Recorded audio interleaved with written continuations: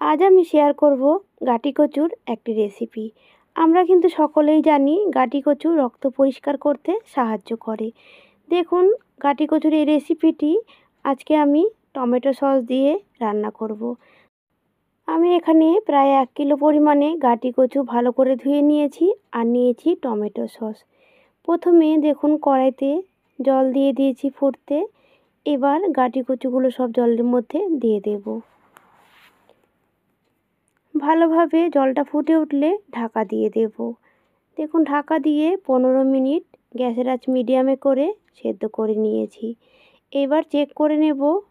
দেখুন, গাটি কচুগুলো কিন্তু সেদ্ধ হয়ে গেছে, এর থেকে আর বেশি সেদ্ধ করার প্রয়োজন নেই।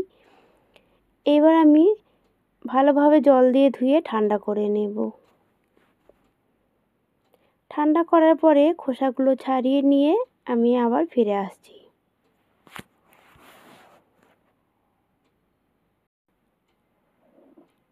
গাটি কচুর খোসা ছাড়িয়ে পরিষ্কার করে নিয়েছি।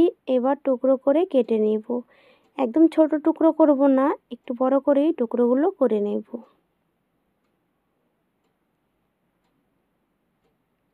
দেখুন, ঠিক এইভাবে একটু বড় করে সবগুলো টুকরো করে কেটে নেব। গাটি কচুর এই রেসিপিটি করার জন্য কিন্তু আগে কচুগুলো সেদ্ধ করে নিলেই ভালো হয়। তাহলে আমরা বুঝতে পারবো কোন কচুটা ভালো আছে আর কোনটা সেদ্ধ হবে না, খারাপ আছে। যদি আমরা সেদ্ধ না করে খোসা ছাড়িয়ে এইভাবে কেটে নিই, তাহলে রান্না করার পরে শক্ত হয়ে যাবে। যেগুলো সেদ্ধ হবে না বা খারাপ থাকবে সেগুলো কিন্তু সেদ্ধ হবে না। তাই এইভাবে সেদ্ধ করে নিলে আগে বুঝতে পারা যাবে। যখন আমি কচুগুলো ছাড়িয়ে এইভাবে কাটবো তখন কিন্তু সেই অংশটা ফেলে দেব। এতে কিন্তু একটাও কচু এরকম ছিল না, সবগুলাই ভালো ছিল। এবার দেখুন, কাটার পরে কড়াইতে দিয়ে দিয়েছি সাদা তেল। তেলটা গরম হওয়ার পরে কিছুটা কচু আমি দিয়ে দিলাম। ঠিক এইভাবে একসাথে সবগুলো দেব না, অল্প অল্প করে দিয়ে ভেজে নেব। অর্ধেকটা কচু প্রথমে দিয়ে দিলাম। দেখুন, এক পিঠ একটু লালচে হয়ে এলে উল্টিয়ে পাল্টিয়ে দিতে হবে। যেহেতু আগে সেদ্ধ করা আছে তাই কিন্তু খুব বেশি ঘন ঘন নাড়া যাবে না। দেখুন, ঠিক এইভাবে হালকা হাতে একবার নেড়ে দিলাম। কিছুক্ষণ পর পর এইভাবে নেড়ে চেড়ে একদম লালচে করে ভেজে নেব। এতে কিন্তু এখন নুন হলুদ দেওয়ার কোনো প্রয়োজন নেই, শুধু এইভাবেই ভেজে নিতে হবে।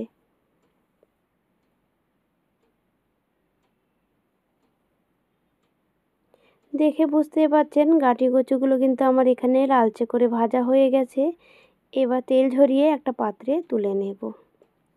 সেম একইভাবে বাকি যে কচুগুলো আছে ভেজে নেব। বাকি যে কচুগুলো ছিল ওইগুলো দিয়ে দিয়েছি। একবার নেড়ে তেলের মধ্যে ভালোভাবে ছড়িয়ে দিলাম। এই কচুগুলো ভাজা হয়ে গেছে। এবার একইভাবে তেল ঝরিয়ে তুলে নিতে হবে।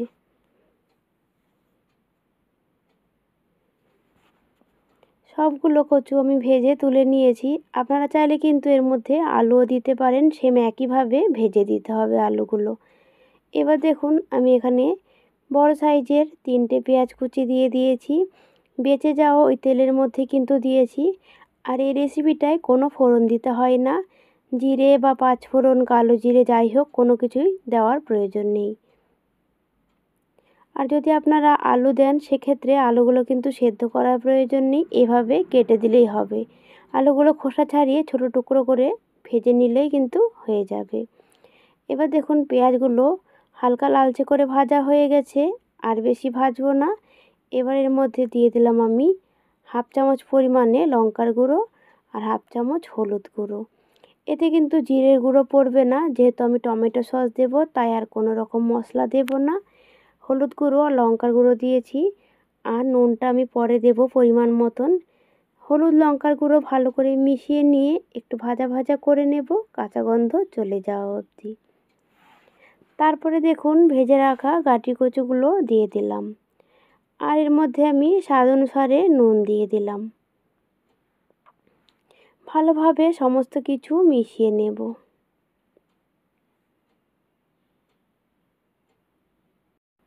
যেহেতু কচুগুলো এখানে আমি আগে সেদ্ধ করে নিয়েছি তারপরে ফ্রাই করে নিয়েছি, তাই কিন্তু তেলের পরিমাণটা একটু বেশি লাগলো। এই রেসিপিতে তেলের পরিমাণটা একটু বেশি লাগে, আর এভাবে তৈরি করে দেখবেন বাচ্চারা তো চেটেপুটে খেয়ে নেবে।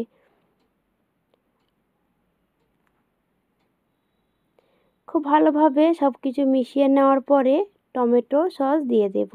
টমেটো সসের পরিমাণটা একটু বেশি লাগবে। সব কিছু ভালো করে মেশানো হয়ে গেছে, এবার আমি টমেটো সস দিয়ে দেব। দেখে বুঝতে পাচ্ছেন ছোটো বাটিতে হাফ বাটি টমেটো সস পুরোটাই দিয়ে দিলাম। এখানে 5 থেকে 6 চামচ সস হবে। দেওয়ার পরে আবার ভালোভাবে মিশিয়ে নেব। এই রেসিপি কিন্তু ভাত দিয়ে খাওয়া যাবে না বন্ধুরা, রুটি, পরোটা, নান এসব দিয়েই ভালো লাগে। যেহেতু টমেটো সস দিয়েছি একটু মিষ্টি মিষ্টি হবে, তাই কিন্তু রুটি পরোটা দিয়েই বেশি ভালো লাগবে। সমস্ত উপকরণ খুব ভালো করে মিশিয়ে নিয়েছি। এবার আমি ঢাকা দিয়ে দেব 2-3 মিনিটের জন্য। ঢাকা দিয়ে গ্যাসের আঁচ একদম কমিয়ে 3 মিনিট রান্না করে নিয়েছি। 3 মিনিট পরে আমি ঢাকাটা তুলে নিলাম।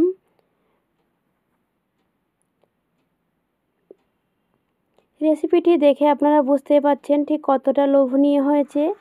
এবার আমি নামিয়ে নেব একটা পাত্রে। বন্ধুরা, আজকে আমার এই গাটি কচু রেসিপিটি কেমন লাগলো কমেন্টে কিন্তু জানাতে ভুলবেন না। আর আপনারাও বাড়িতে এভাবে তৈরি করে খাবেন। আশা করছি সকলের খুব পছন্দ হবে। বন্ধুরা, আজকে আমার এই রেসিপিটি যদি ভালো লেগে থাকে লাইক কমেন্ট করে জানাবেন, আর বন্ধুবান্ধবের সাথে শেয়ার করে দেবেন। তাহলে বন্ধুরা, আজকের জন্য এইটুকুই। আবার আসবো অন্য কোনো দিন অন্য কোনো রেসিপি নিয়ে। ততক্ষণ আপনারা সকলে খুব ভালো থাকবেন। ধন্যবাদ।